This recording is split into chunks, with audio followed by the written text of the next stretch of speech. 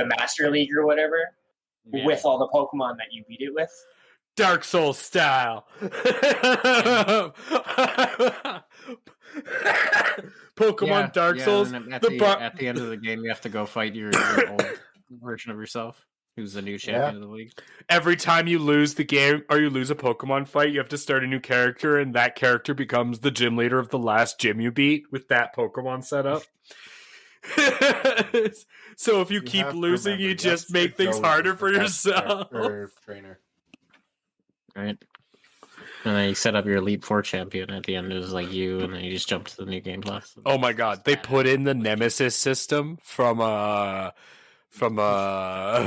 of Mordor. That'd be funny. They work it in, so that's one of my favorite game systems. I wish they would work into it more. Trainers just keep showing up with better and better Pokemon that outclass your team. Yeah, they have your strengths against your when team you fought and stuff. them and what you previously had, so they build around that. So if you don't change your team, you fought against this guy who now has he's like a mini rival, and he's got a squad that's built to fuck you up now. Now he's got another 10 levels on all your Pokemon. Or he's 10 levels higher than he was before, right? But he's got an exact counter to each one of your Pokemon. Yeah, exactly, Ronan. Combine the Shadow of Mordor mechanics with Pokemon. Oh, man. Do you guys all play Pokemon Go? Yes, Rujala. I play Pokemon Go. Rocket as well. I do. It's been a while since I played Pokemon Go. Now, imagine taking Pokemon Go and adding the Nemesis factor for the teams. That would be interesting. That would be a lot of fun. I want a Pokemon game where you're Team Rocket, or you get to be as Team Magma. Oh, you mean Pokemon Black and Blue, the PETA ripoff? Black and White. Oh no, it's Black and Blue, the PETA ripoff. No, Black and White is like the city version. That's the one based in America. It still has PETA as the bad guy stuff. Yes, to answer your question. No. You Black and White was actually a pretty good fan game made by PETA. Black and Blue. It was protesting, just protesting Pokemon in general. Why? Because they're against. It's dogfighting. The abuse of Pokemon. But you see, PETA is responsible for more euthanizations than any other animal program. What? They don't want those numbers out there. What numbers? PETA is an organization that we will refrain from. Yeah, they're an organization. They can say whatever they like. I don't think they're going to like us. We're the villains. Sadly, we're going to say things that they're not probably going to agree with. Definitely love the feeling of dead animal on my skin. Oh my god. Oh, since we're talking about PETA, I know I released it to this group, but I'll tell it to our audience out there. PETA right now, you can buy human leather suits and dresses. Actual human leather. It's made to look like it, but it looks like faces. If you've seen Evil Dead, if you've seen the Evil Dead, they made clothes like the Necronomicon as a way to be you would never wear this, and I'm like, I want that suit. They have a top hat and everything. I want a human skin suit. My buddy wants human skin pants like that. Oh, there it is on Yahoo. Oh, it looks so cool. Put the link in the chat. This is something the chat deserves to see. Link in the chat. You mean the Yahoo link? I'm not even going to acknowledge that with an answer. I've already told you. There's the Yahoo link. Look at PETA flesh. Oh, it's so gross. It burns my eyes. Human leather. You know what? Human leather. I looked it up with Bing, and it brought me to Yahoo. Ugh, why do you do these things? He's the Grease Goblin. Niantic had a Harry Potter game? They do. Yeah, they just released it not long ago, actually. Well, apparently they're shutting it down. Oh, already? They're working on a new Harry Potter game for 2022. I never played. They also have a Jurassic Park one. I heard about that as well. What do you do? Run away from? I mean, if you're gonna play a good Jurassic Park, then you play the theme park one. You make the theme park, and then I think you have to live through them breaking out or something like that. No, that's the theme park. That's the other one. Okay, guys. You get to go hunt dinosaurs with your drone. I was going to say the best Jurassic Park game on an iPhone would be you put it on your dash and you have to drive around. No, just on your phone. You put it on your dash and you drive around. And what it is as you're driving around, it detects where you are in different speed limits. And if you drive well, it shows you driving away from a dinosaur. And if you drive badly, over the speed limit or something, the dinosaur gets closer. And it's I feel like that would make people panic. Yeah. Especially, that would also cause a lot of distracted driving. Yeah. I mean, not that I think it would be funny and I think it would be interesting, but I think the minute people would oh God, it's getting closer, they'd start trying to drive faster. Yeah. See, but then it gets closer. Because they're driving too fast. That's exactly the problem. Right? Yeah, that's a big issue there. Because then they drive faster. Because they're scared. I think it's a great idea. I know you do. I think it's fantastic. I bet you're one of those few people that's also in favor of just taking off the warning labels off wood chippers, because it'll just fix the problem on its own. No, I'm one of those people that laughs at those warning labels because a warning label only gets put somewhere when it needs to be put there. How many hands did you stick after an accident? You're right. Somebody had to have had the safety meeting to be we got to put up a sticker. There is an app that people who jog or run make it seem like they're being chased by zombies. Did you hear that? That's fun. Do you hear that, Insanieac? There's already an app like what I'm thinking. Yeah. So it's it's what? It's one mode of transportation away from a bicycle, which is another mode of transportation away from a motorcycle, which is another mode of transportation away from a car. Man, those are a lot of leaps that you're those are a lot of jumps that you're going from. Really? And one step away from an airplane, we can keep going, and then another step from a spaceship. But how far do we really want these things chasing us? Do we really want to feel like we're having aliens chase us through space while we try to find our dinosaurs chasing us through space? Well, what? Okay, yeah. Okay, fair enough. If it were dinosaurs chasing us through space, that would be so much better. I mean, I feel like I'd be less worried.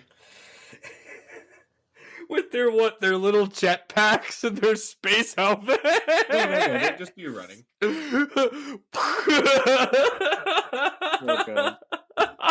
get replaced by pterodactyls after a Oh, while.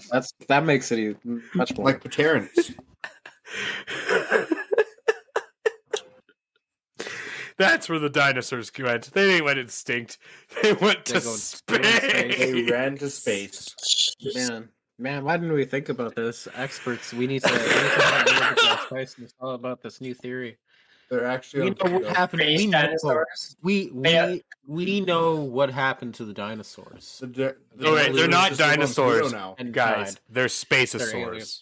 They get their aliens now. This is the new Scientologist alien of. They're Dinonauts. Dinosaurs. They're like the ass blasters from Tremors. They just Dinonauts ability to evolve to propel themselves out of orbit, and now they're gone. That's what really happened. Now they're all. That's how all the simultaneous ass blasting evolution, the ability to propel one's reptilian body out of orbit. This is the discovery we have made. And they all landed on Pluto. And that's why Pluto became not a planet. What's that got to do with anything? What's that got to do with anything? That's Dinonauts. I don't know.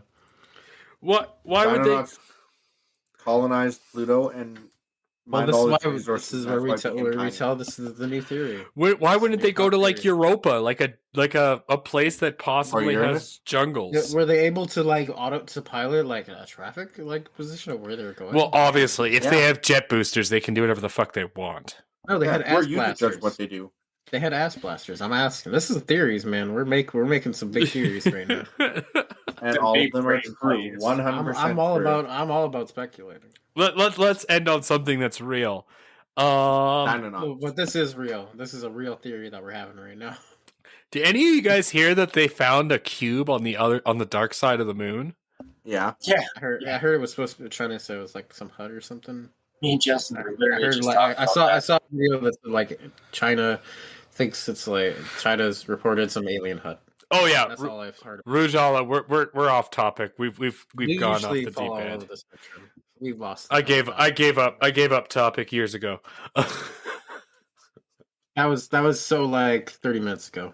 Yeah, we don't have topics here. We talk about what we want to talk about. That's the whole point of the show. It's just to start us off. It's just like the points don't matter anyways. Yeah. You mean whose line is it anyway? I know. It still matter anyway. I know what I said. No, I just brought it up because we're talking about space, and it crossed my mind. Yeah. That's all I saw was just this weird like headline clip, but I don't know much about it. A cube located on the dark side of the moon. It sounds like a secret base of some sort. Well, we might as well actually try to go on topic and at least talk about what made us spur on this topic as a way to close out the show. For anyone who plays Magic the Gathering, you decided to punish us as our topic because of it. Exactly. Anyone who plays the moon is haunted.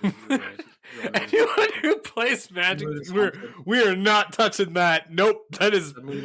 I see that bait and I am moving away. The moon is haunted, though. So haunted by cubes. What brought on all this thought about collectibles and alternate versions was the alternate version part of the discussion, which is that we never touched on. There are Magic cards coming out now where you can buy really rare versions of Magic cards with alternate versions, and the alternate versions are Fortnite. And of course, immediately a bunch of people throw their hands in the air and go blah, blah, blah. Oh, I'm so offended, even though I'm never going to buy them.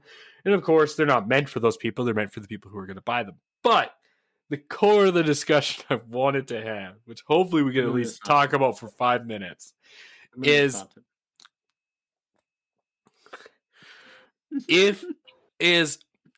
I can tell you my position.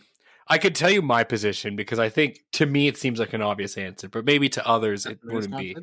But an artist who creates something that's considered a unique and wonderful piece of art, for them to make an alternate version and release it, some people see that as copying out or taking away from the original product.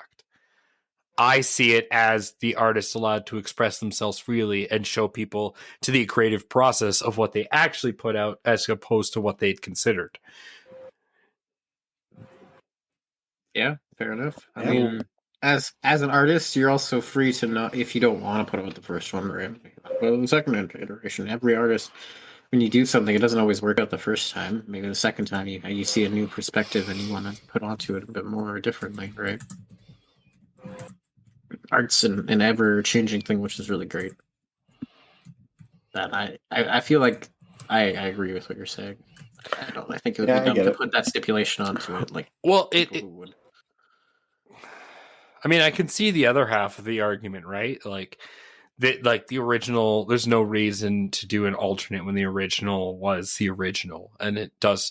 I could see why people would make the argument that it would. The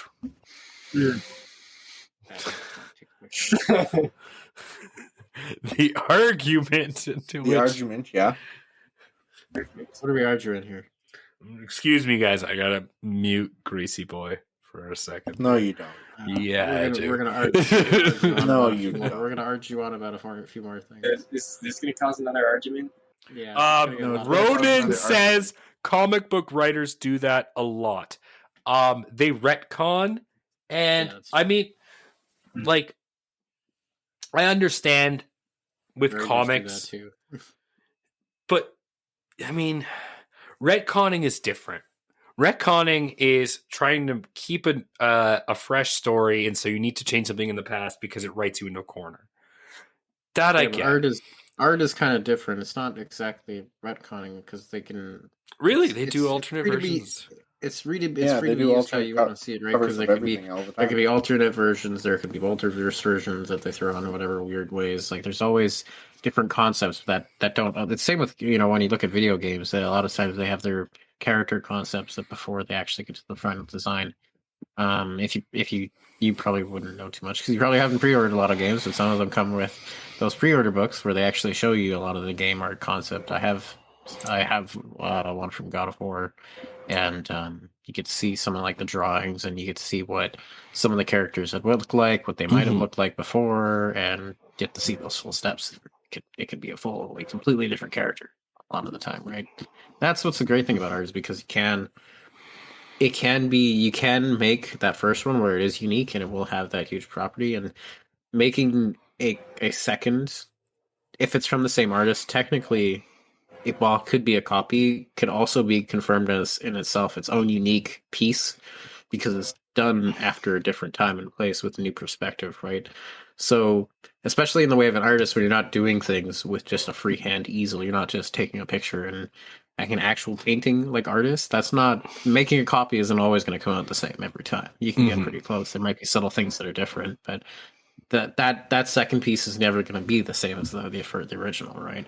And maybe that second is actually the way the artist would say, in their opinion, the better done one, right? Because they looked at it and they had another time to come at it at a different perspective, different light. I don't know. Right.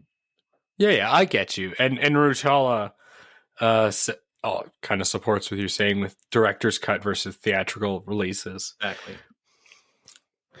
And I get that. And I mean, it allows for an artist to express what they feel more, but at the same time, I could see why, like,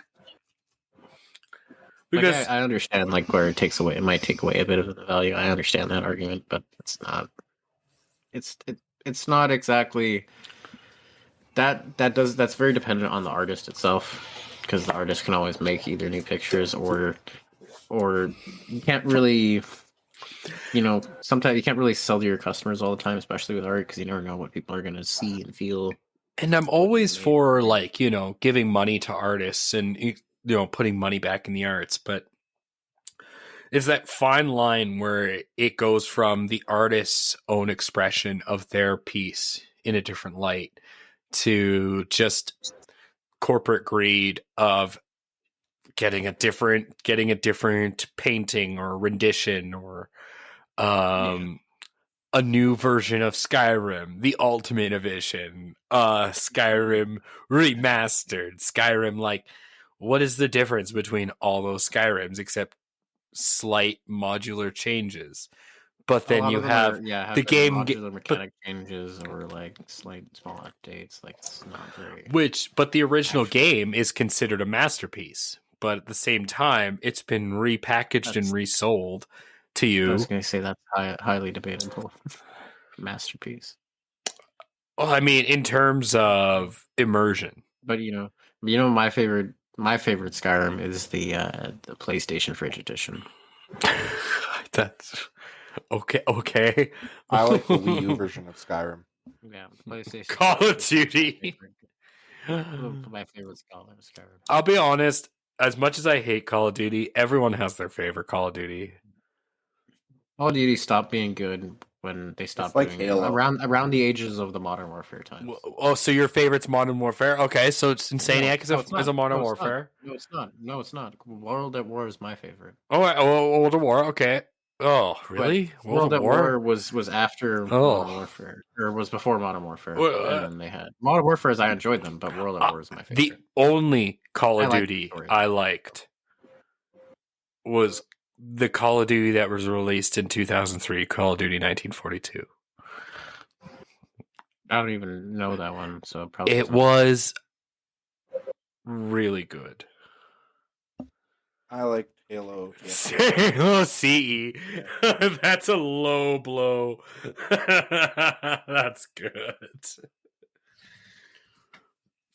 been so long since I played Halo. All right, well, like Assassin's Creed these days for Assassin's Creed is just like Call of Duty. We are almost at time. It was all right. They've made up for it by leeching off of the stories of mythology, but everything between that and like, I think the third or fourth one was. I'm sorry, don't you like God of War and Assassin's Creed? But those games, I do. That's why I'm shitting on the Assassin's Creed. But God of War the premise was built around mythology at the start. Yeah. Greek mythology. I'm sorry, he's killing Norse gods now? For now, and then next he's killing another pantheon. And that was actually in the original God of War. If you actually pay attention to the details in the background, there's other mythos that are in there. If you actually look at the details like a true God of War fan and pay attention, you actually do see that other gods interacted, because their whole explanation for their pantheon setup is that it's each mythos interacts in the same way a world would. You go to a different continent and there's gods that are there, and they're in charge of the universal whatever in their continent. But that doesn't mean it's the whole worldly scale like they think it is. Just so you know. The more you know. Because only true fans know that. Only true fans know that. Yeah. But Assassin's Creed was utter garbage. And they've... Black Flag was amazing. I loved that one. Black Flag was one of the last ones I had liked. Some people didn't like it, but I did enjoy it. But after that, it was shit. And then some of the, like I said, some of the new ones have been okay, but like it's because it's leeching off the good stories that were, you know, different, like mythos, like Greek, Egyptian, and Norse. Those are really great stories, and they're just tying it into what's already been made, right? But a lot of games do. You know what? That's another discussion for another time. You're right. A lot of games do that. A lot of games actually when they make that. You know what? Their thing, you know what? I'm gonna do this right now. Next week on the Villains Talk Show topic. I'm not kidding. Next Wednesday, we are talking about the use of history in games. I'm done. Not board games. I learned from history. That's gonna be the next one. That being said, we have ran overtime, but that doesn't matter. I would like to thank our only Patreon for the wheel. Thank you out there. If anyone out there in Facebook or YouTube or Twitch wants to support us, just subscribe, follow, share the video, I guess. If you want to be on the talk, be sure to let us know, comments, message below in the chat, or Facebook's all that wonderful stuff, and we'll have you on for reviews for D&Ds. We have a Patreon. It's patreon.com/MinionHub. Good night, Rutala. Catch it at the podcast anywhere you get podcasts. Just look up the Villain Talk Show. I pretty much cornered the market in just the name, the Villain Talk Show. Yeah, anywhere. Otherwise, yeah, I'm sorry you had nothing better to do, but I'm glad you spent it with us here. I'm C4. This is Insaniac. This is This is Greasy Boy, and this is the Elusive Gentleman. Sara Vike was not with us today, but she will hopefully be with us next week. And with that, I think we are out. Oh no. Oh no. More technical difficulties. More technical difficulties. So we're just going to end. We love you all. Good night. Except for you. Except for you. You know who you are.